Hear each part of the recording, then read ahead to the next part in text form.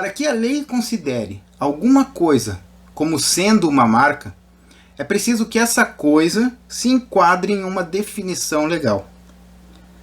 A definição adotada pela legislação brasileira tem como base aquela dada pela Organização Mundial do Comércio, que define marca da seguinte maneira: qualquer sinal ou combinação de sinais capaz de distinguir bens e serviços de um empreendimento daqueles de outro empreendimento poderá constituir marca. Estes sinais, em particular as palavras, inclusive nomes próprios, letras, numerais, elementos figurativos e combinação de cores, bem como qualquer combinação desses sinais, serão registráveis como marcas. Os membros poderão exigir, como condição para registro, que os sinais sejam visualmente perceptíveis. Como eu disse, essa é a definição da OMC sobre marca e que serve de base para a definição adotada pela nossa legislação. No Brasil, hoje, vige a Lei 9279 de 1996, que regula os direitos e obrigações relativos à propriedade industrial, ou seja, relativos a marcas e patentes. Essa lei é chamada de Lei da Propriedade Industrial, ou LPI. Então, nós temos uma lei específica que trata de todas as questões envolvendo marcas e patentes e que respeita as diretrizes constitucionais e também os tratados e acordos internacionais dos quais o Brasil faz parte. Portanto, é nesta lei que nós vamos encontrar a definição do que é considerado como marca no Brasil. Só que essa definição ela é meio, vamos dizer, confusa. Ou melhor, ela é sucinta e ao mesmo tempo ela é bem definitiva. O artigo 122 da LPI diz o seguinte: são suscetíveis de registro como marca os sinais distintivos visualmente perceptíveis não compreendidos nas proibições legais. Veja que a lei não define exatamente o que é uma marca. Por ser o Brasil signatário do TRIPS da OMC, nosso legislador considera que a definição dada pela Organização Mundial é suficiente e preferiu colocar na nossa lei a condição para registro de que essa marca definida pela OMC deva ser visualmente perceptível e que não se enquadre em nenhuma das proibições legais. Bom, vamos então trabalhar um pouquinho mais esse artigo 122 para ficar mais fácil de entender, ok? Então, a primeira parte do texto diz o seguinte: são suscetíveis de registro como marca. Basicamente, é a condicionante contida na definição da OMC e que foi adotada aqui no Brasil. Para que uma marca possa ser registrada, ela deve cumprir as exigências legais. A segunda parte diz: os sinais distintivos visualmente perceptíveis. Aqui o negócio começa a ficar interessante. Então vamos trabalhar melhor essa segunda parte. Precisamos nos atentar que a lei diz que uma marca é um sinal distintivo, ou seja, é uma identificação colocada no produto ou serviço que irá diferenciá-lo dos demais concorrentes. E essa identificação, por ser um sinal, pode ser de várias formas. Pode ser uma forma gráfica, pode ser uma forma figurativa, uma forma plástica, pode ser uma fotografia, ou pode ser qualquer outra forma de apresentação deste sinal, pois a lei diz apenas que a marca é um sinal. Como a lei não impõe uma forma específica de apresentação, nós devemos assumir que a palavra sinal aqui é usada em seu sentido mais amplo. Este sinal apresenta uma função, e uma função muito importante, que é a de diferenciar, de distinguir um produto de outro, que seja igual ou semelhante e que tenha origem diversa. É permitir ao consumidor tomar a decisão de acordo com suas experiências e conhecimento quanto ao fornecedor de um produto ou prestador de serviço, sem que seja confundido neste processo de escolha, neste processo decisório. Além disso, esse sinal distintivo que nós comentamos deve ser visualmente perceptível. Portanto, é uma identificação que deve ser percebida pela visão do consumidor. Ela tem que ser vista, ela tem que ser observada pelo consumidor. Logo, nós não podemos pensar em uma marca como som ou como um aroma. No Brasil, esses sinais não são captados, não são considerados como marca porque não são captados pelo sentido humano da visão, mas sim por outros sentidos, como audição ou olfato. Esclarecido isso, vamos voltar então ao texto do artigo 122. Na parte final, nós temos que esses sinais não podem estar compreendidos nas proibições legais.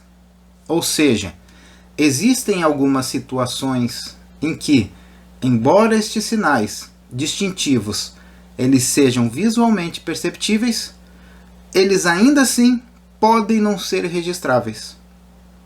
Então, nestes casos, a marca vai existir, a marca vai ser visualmente perceptível, mas ela não pode ser registrada porque está dentro de alguma das proibições contidas na lei.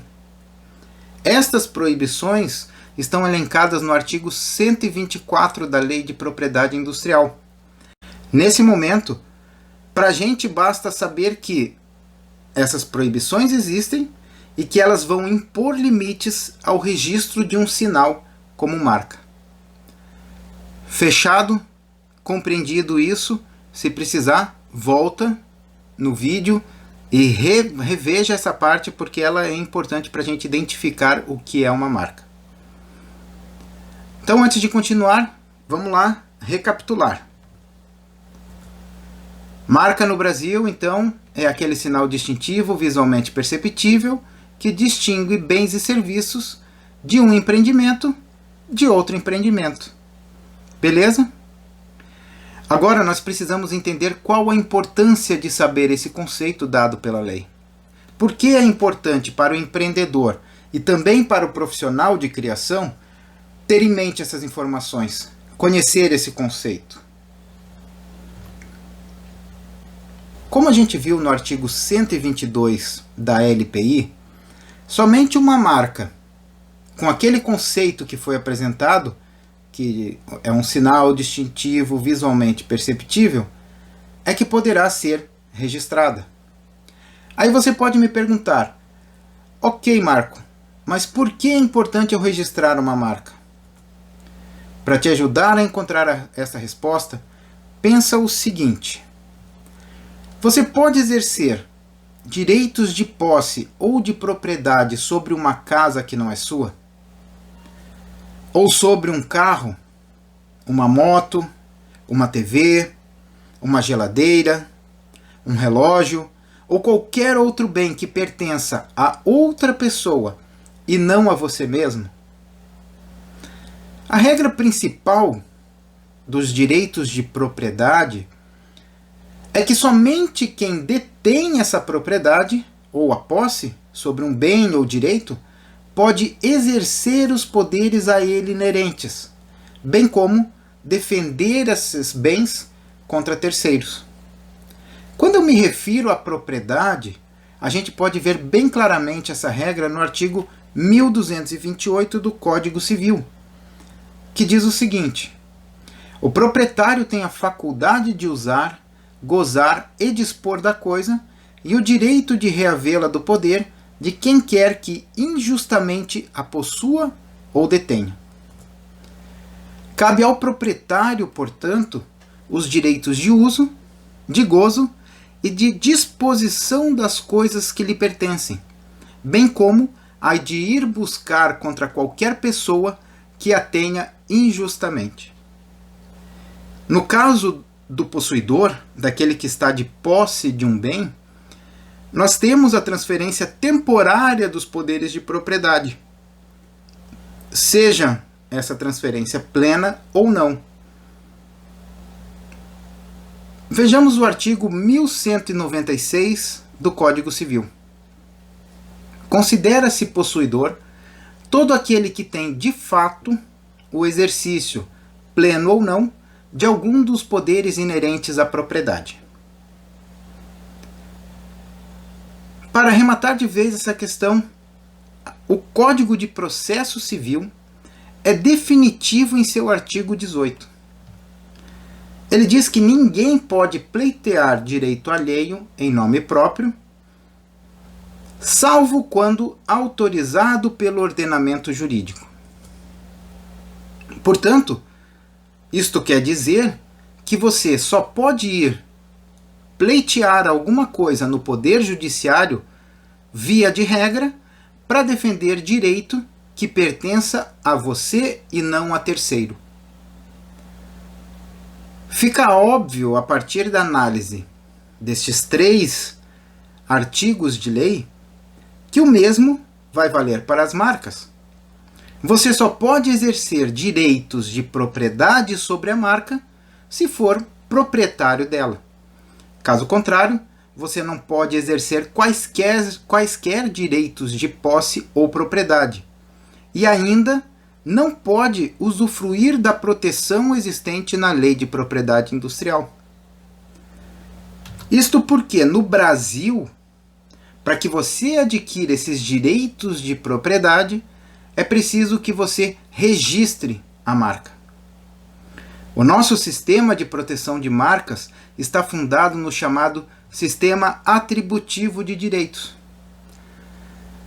Através desse sistema atributivo de direitos, via de regra só é proprietário e titular da marca aquele que primeiro obtiver o seu registro perante os órgãos competentes.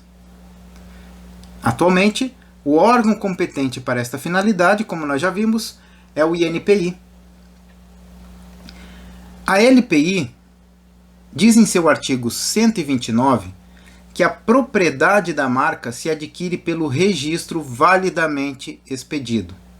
Ou seja, é somente a partir, ou melhor, é somente após ter o certificado de registro da marca é que uma pessoa se torna proprietária desta marca, seja essa pessoa física ou jurídica. Consequentemente, é somente a partir deste ponto ou desse registro que nós podemos falar sobre a proteção da marca pela Lei de Propriedade Industrial. Ou ainda, é somente a partir desse registro da marca que alguém pode exigir que um concorrente deixe de usar uma marca semelhante à sua que esteja confundindo os consumidores. Essa é a importância fundamental do registro de uma marca, torná-la propriedade de alguém para que este possa exercer os direitos de propriedade. Recapitulando, por ser muito importante, é a partir do registro da marca que ela se torna propriedade do titular. E quando se torna proprietário, esse titular pode exercer os direitos de propriedade e usufruir da proteção da Lei de Propriedade Industrial. Lembre-se sempre disso.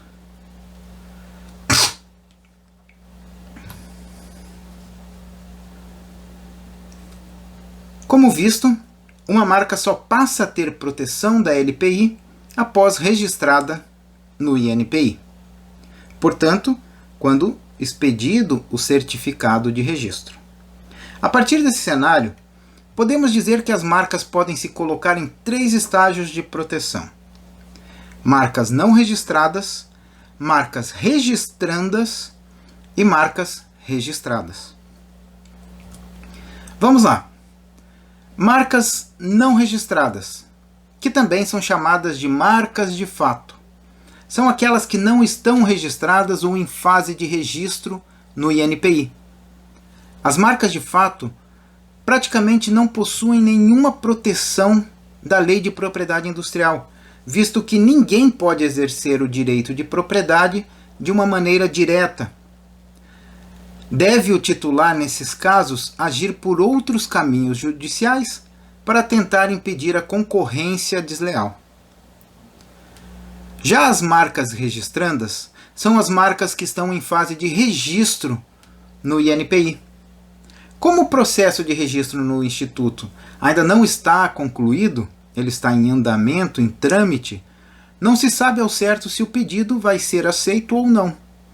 Por isso mesmo, as marcas registrandas garantem aos seus titulares uma expectativa de direitos.